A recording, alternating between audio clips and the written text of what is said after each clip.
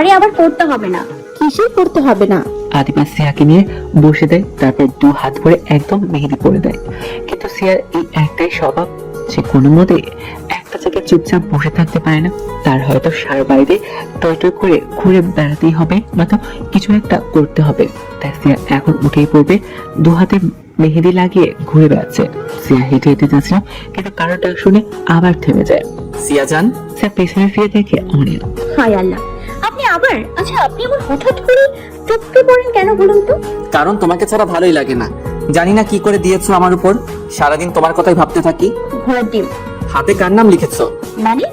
মানে হাতে তো মেহেদি। এভাবে কেন বলছেন? আস্তে বলুন প্লিজ। শ্রেয়স শব্দ থেকেই আমার ভয় লাগে, আর আপনার মুখ থেকে তো আরো। এত স্ট্রেস আমি আমার এক্সাম টাইমেও হই না, যতটা এখন আপনাকে দেখে হচ্ছে। আজ কিন্তু গুরুত্বপূর্ণ কথা আছে। হ্যাঁ বলুন না। এখন না, সময় হলে বলে দিব। তাহলে এখন আমি যাই? সিয়া যেন এখন অনিলের সামনে থেকে কেটে পড়লেই বাঁচে, তাই সে দ্রুত পা চালিয়ে এসে পড়ে রাতে। অনিল বসে বসে নিজের রুমে ল্যাপটপ চালাচ্ছিল, কিন্তু কোনো কিছুতে মন বসাতে পারছে না। সিয়ার কথা মনে পড়ছে। অনিল যা বুঝলো, সে সিয়াকে ভালোবেসে ফেলছে, নয়তো এমন কখনোই হতো না। আচ্ছা, ভালোবাসা কি প্রথম দেখাতে বা প্রথম দিনেই হয়? এটা কি আদৌ সম্ভব? সম্ভব কি সম্ভব না তা অনেক নিজেই জানে না। সে শুধু এখন এটা জানে যে সিয়াকে তার চাই।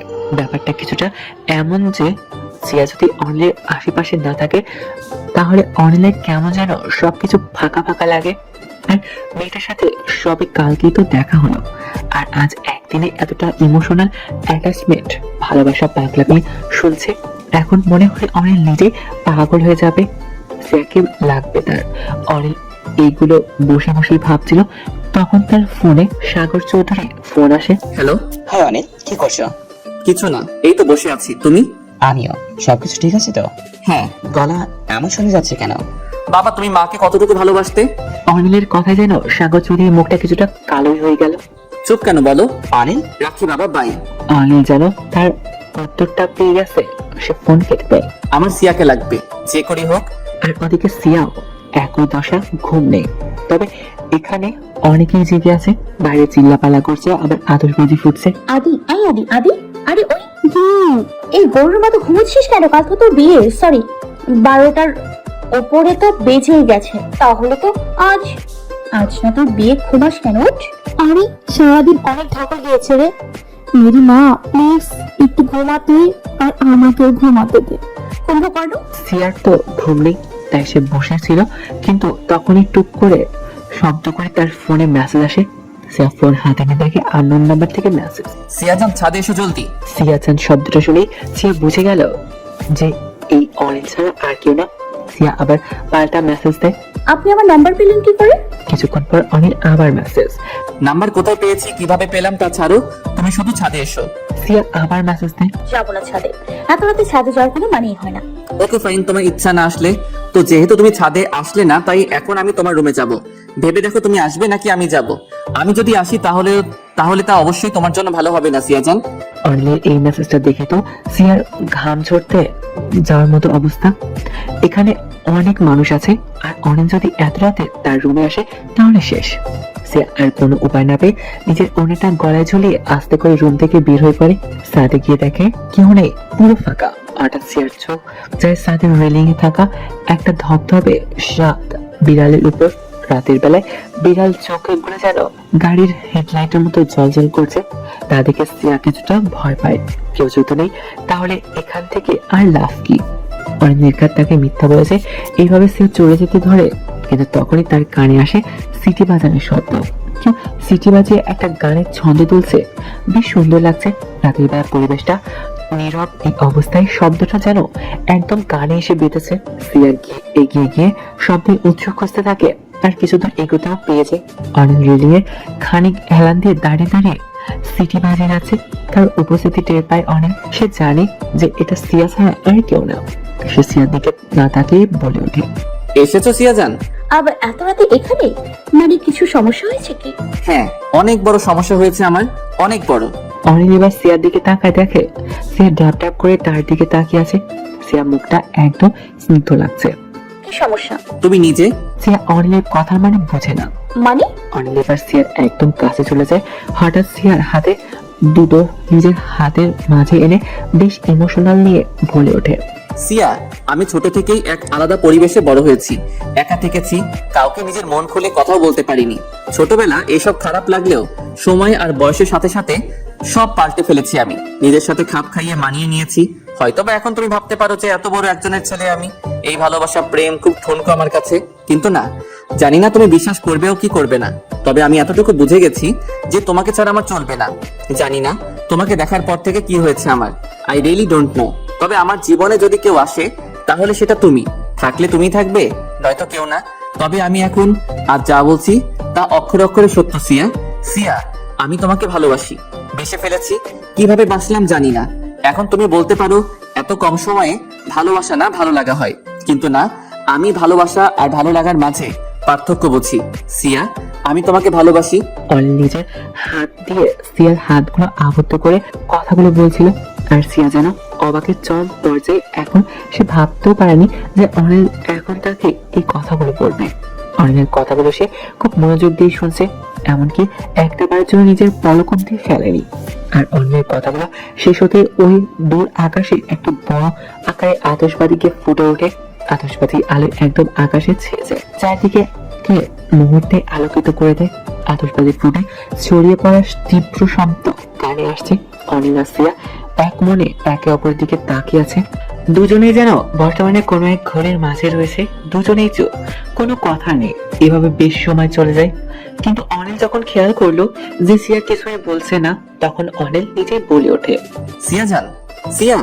এবার অনিল একটু গলা পরিষ্কার করে স্পষ্টভাবে ডাক দেয়। সিয়ার ধ্যান ভেঙে যায়। সিয়া বারবার চোখের পলক ফেলছে। তড়িঘড়ি করে সে একবার অনিলের দিকে, আরেকবার তার হাতের দিকে তাকায়, যে হাতগুলো অনিলের হাতের ভাঁজে আবদ্ধ। সিয়া মুহূর্তে ফট করে নিজের হাত দুটো সরিয়ে ফেলে। সিয়া বড় বড় চোখ করে অনিলের দিকে তাকিয়ে কয়েক শুকনো ঢোক গিলে, তারপর কোন রকম কোনো কথা না বলে সেখান থেকে দ্রুত পায়ে এসে পড়তে নিলে অনিল সিয়ার হাত পেছন থেকে ধরে ফেলে। সিয়া প্লিজ, এভাবে কিছু না বলে যেও না। সিয়া, হাত ছাড়ুন অনিল, প্লিজ হাত ছাড়ুন। এবার অনিল সিয়ার হাত ধরে নিজের দিকে দেয় এক হ্যাচকা টান। এটা সিয়া হকচকে একদম অনিলের সামনে এসে পড়ে। অনিল কপাল কুঁচকে সিয়াকে বলে ওঠে, কথা কি কানে যায় না? কিছু বলছি। সিয়া এবার অনিলের হাত ঝাটকা দিয়ে ছাড়িয়ে কয়েক কদম পিছিয়ে যায়। কি বলবো আমি? অনিল, আপনি পাগল হয়ে গেছেন? কি বলছেন? কিছু কি খেয়াল আছে আপনার, নাকি উল্টা পাল্টা কিছু খেয়েছেন? কোথায় আমি আর কোথায় আপনি? আর আমাদের দেখা হয়েছে পুরোপুরি একদিনও হয়নি, আর এখনই কিনা ভালোবাসি? ভালোবাসা কোনো ফাজলামি না, ওকে? যে বললাম আর হয়ে গেল। আমি তো তোমাকে ভালোবাসি। আর রইলো একদিনের কথা। তো ভালোবাসা হওয়ার জন্য একদিন অনেক বেশি, 1 মিনিটে হয়ে যায়। এমন ভাবে আঁচড় কেটেছো তুমি। এগিয়ে দিয়ে থাকে অনিলের পায়ে, সিয়ার পা বেঁধে পড়ে যেতে ধরে অনিল সিয়াকে ধরে ফেলে। আচমকা এমন হওয়াতে অনিল সোজা নিজের হাতটা সিয়ার পেটের মাঝ বরাবর রাখে। হাতটা আপনা আপনি সিয়াকে ধরে ফেলে, কেননা সিয়া একদম অপর হয়ে পড়ে যেতে ধরেছিল।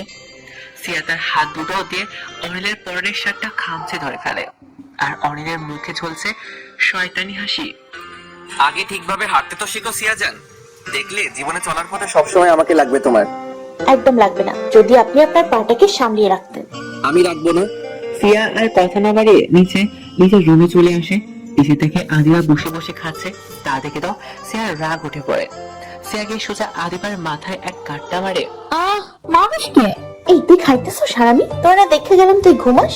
ঘুম ভেঙে গেছে, ভাঙতে দেখি খিদা লাগছে, তাই বসে পড়ছি বিরিয়ানি খাইতে। আমার প্লেট দে দেখি। সিয়া এক প্রকার খামচা দিয়ে আদিবার হাত থেকে বিরিয়ানির প্লেটটা নিয়ে নেয়। এতে আদিবা চিল্লিয়ে ওঠে, তবে চিল্লানি দেওয়ালের সাথে সাথে সিয়া চামচ কিছুটা বিরিয়ানি তুলে আদিবার মুখে পুরে দেয়। আদিবা চুপ। সিয়া দুপা বিছানার উপরে তুলে ভাঁজ করে বসে বসে খেতে লাগে। আচ্ছা, তুই বাইরে থেকে আসলি যে, কোথায় গিয়েছিলি? ছাদে। এত রাতে? হ্যাঁ, সাদা বিড়ালের সাথে প্রেম করতে। কি? এই তোর না বিয়া? যা কাম কর, এত কথা কস কেন? তখনই তাদের রুমে সিয়ার মা দোলা আসে। কি রে কবুতরের জোড়া, কি করিস? এখন আর কবুতরের জোড়া বলা লাগবে না, একদিন পরেই এক কবুতর শ্বশুর বাড়ি। সিয়া, আচ্ছা, যে কারণে আসা, সবাই নিচে চল, কাজ আছে। মানে তোরা এখানে একা একা বসে থেকে আর কি করবি? চল নিচে চল। আর পোলাপানরা সবাই সেখানে বসে বসে কি যেন একটা গেম খেলবে। তাই তোদের ডাকছে, চল। চলো। সিয়া আর আদিবা দোলার সাথে চলে যায়। তারা নিচে যেতেই দেখে সিয়া আর আদিবার বাকি সব কাজিনরা আর ফ্রেন্ডসরা মিলে গোল হয়ে বসে আছে। তাদের মাঝে থেকে একজন সিয়াকে দেখে টেনে নিয়ে আসে। সেই সময়ও অনিল নিজের শার্টের হাতা ফোল্ড করতে করতে পাশ দিয়ে যাচ্ছিল, আর তখনই দোলার নজরে পড়ে। আরে আরে, অনিল না? জি আন্টি, কেমন আছেন? এই তো বাবা, ভালো। তা তুমি এখানে যে? আদিবাকে চেনো? জি আসলে ও, আদিবা তো আমার দেবরের মেয়ে হয়। তা অনেক ভালোই হয়েছে এসেছো। এখানে কি করছো একা একা? আরে ওখানে সবার সাথে যাও। অনিলকে বাকিরা দেখতেই তাকেও এনে বসিয়ে দেয়। সিয়া এতক্ষণ হেসে হেসে কথা বলছিল, কিন্তু নিজের সামনে তাকে দেখে অনিল বসে আছে। তা দেখে সিয়ার হাওয়া ফুস, সে একদম গুটিসুটি মেরে বসে পড়ে। সবাই গোল গোল হয়ে বসে আছে, তাদের একদম মাঝখানে নিভু নিভু ভাবে আগুন জ্বলছে। সিয়া একদিকে আর অনিল একদিকে, অর্থাৎ সামনাসামনি। তারা ট্রুথ অ্যান্ড ডেয়ার খেলছে। একটা কাচের গোল আকারের পাত্র, বেশ কিছু ছোট ছোট চিরকুট রাখা আছে, আর তাতে সবারই নাম লেখা আছে। একজন চিরকুট নেবে, তাতে যার নাম উঠবে তাকে জিজ্ঞেস করা হবে যে ট্রুথ নাকি ডেয়ার। এইভাবে সবার ভাগ্যে এক এক করে পড়ছে। আদিবা এক ফ্রেন্ডের ভাগ্যে পড়ে উস্তাদি দেখে উনি নিয়েছিলেন ডেয়ার, তো তাকে দেওয়া হয়েছে যে 7 আপ খেয়ে তাকে মাতলামো করতে হবে। ভাত হয়েছে তাই করে সবাই, সে কি হাসি। তারপরে আদিবার ভাগ্য, আদিবাও ডেয়ার নেয়, আর আদিবাকে দেওয়া হয় সবার জন্য কোল্ড ড্রিঙ্কস নিয়ে আসা। বউ হয়ে কাজ করবে, কিন্তু উপায় নেই, আদিবা তাই করে। এবার আদিবার আরো একটা কাজিনের ভাগ্যে পড়ে সে ট্রুথ নেয়, তাকে তার জীবনে এক চরম সত্য বলতে বলে। আর সত্যটা ছিল যে ক্লাস 6 পর্যন্ত বিছানাতে হিসু করতো। সবাই হাসতে হাসতে লুটপাট। দেখতে দেখতে এক সময় অনিলের টান আসে, সবাই তাতে কিছুটা চিল্লিয়ে ওঠে। অনেক ইচ্ছে করে ডেয়ার নেয়, আর অনিলকে ডেয়ার দেওয়া হয় তাকে সবার মাঝখানে গান গাইতে হবে। এটা শুনে অনেক কিছুটা অবাক হয়। এখন গান? অনিল কিছু বলতে যাবে, তার আগেই আদিবা গিটার নিয়ে এসে অনিলের হাতে ধরে দেয়। আরে অনিল ভাইয়া, শুরু করুন তো জলদি। ওকে। অনিল এক নজর সিয়ার দিকে তাকায়, আর সিয়া নিজের চোখ নামিয়ে ফেলে। গিটারে প্রথমে কয়েকটা টুংটাং শব্দ তুলে, তারপর অনিল ছায়া গলায় গান গায়। গিটার শেষ টোনটা তুলতেই অনিল তার গানের ইতি টানে। সবারও ও করে হাততালি দিয়ে ওঠে। অনিল যদি একটা সেকেন্ডের জন্য সিয়া থেকে নিজের দুটো চোখ সরিয়েছে, তো যেন সিয়াকে বলা যাচ্ছে কথাগুলোর ব্যাপারটা এমন ছিল। সিয়া মাঝে মাঝে অনিলের দিকে তাকিয়েছিল, কিন্তু যেই দেখতো যে অনিল সিয়ার দিকে তাকিয়ে আছে, তখন সে চোখ নামিয়ে নিত। সবার মুখে এখন একই কথা, অনিল ভাই আপনি এত ভালো গান গাইতে পারেন, আগে জানতাম না তো। ভাইয়া, আচ্ছা বিরহ মাখা গানটা আসলে ছিল কার জন্য? হ্যাঁ, কিছু তো শুরুই হলো না, আগে বিরহ। ওমা, তার মানে আসলে কেউ আছে নাকি? হ্যাঁ আছে একজন। দিয়া অন্য পাশে নিজের মাথা ঘুরিয়ে ফেলে। কিছুক্ষণ পর চিরকুটে সিয়ার নাম ওঠে। সে ট্রুথ নেয়।